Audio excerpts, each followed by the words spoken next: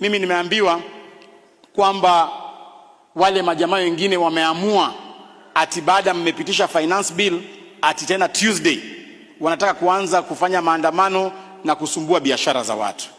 Sisi tumesema hivi, tulinyamaza wakati walianza kufanya maandamano, tukasema wapige kelele, lakini hii Kenya ni yetu sisi wote.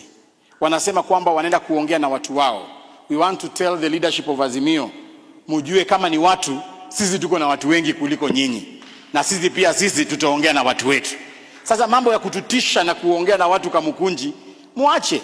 Na sisi tumeambia rais na Mheshimiwa Kimani Ichungwah kwamba rais na naibu wake na mawaziri CAS, nyinyi mfanye maendeleo, muende muhakikishe ile mambo yote ya finance bill imetimizwa. Wakenya wameundiwa mabarabara, the housing project imefanywa. Kazi ya siasa mtu waachie sasa. Wale jamaa wakienda Kamukunji, sisi tunaenda Kibira. Wakienda Kibra, sisi tunaenda Kaangware. Sisi tutamenyana na hao kisiasa kando, nyinyi mkifanya kazi.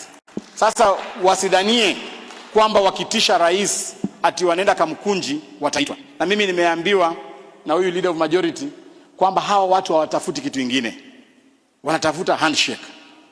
Sasa sijui Kimani Ichungwah, iko handshake kweli?